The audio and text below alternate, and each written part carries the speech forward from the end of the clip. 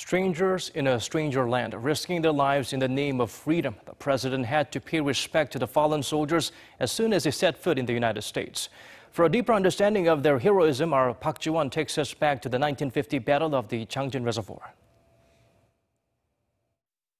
It was late November 1950, roughly 4 months after the outbreak of the Korean War. Around 15,000 UN soldiers, mostly from the U.S. Marine Corps, were suddenly attacked at night by some 120,000 Chinese troops. This is the beginning of the Battle of Jangjin Reservoir, also known as the Battle of Chosin Reservoir, one of the fiercest encounters of the war. During the battle, thousands of UN troops died, including over 2,000 from U.S. Army and more than 800 U.S. Marines, with tens of thousands more injured. An estimated 35,000 Chinese troops also died during the fight. Thanks to the sacrifices on the part of the U.S. and other UN forces during the freezing cold battle, which lasted from late November to mid-December 1950, the U.S.-led coalition managed to delay the further advancement of the Chinese and North Korean armies down the Korean peninsula.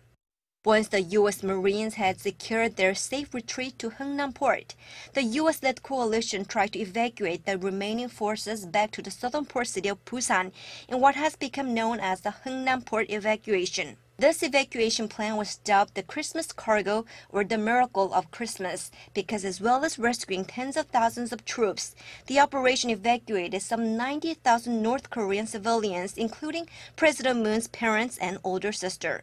In total, the humanitarian operation involved 193 shiploads over the weeks leading up to Christmas 1950.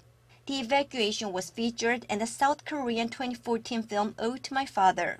South Korea's Ministry of Patriots and Veterans Affairs set up the memorial at the National Museum of Marine Corps in Quantico, Virginia back in 2015, and this is where President Moon Jae-in visited first during this official visit to the U.S. Park Ji-won, Arirang News.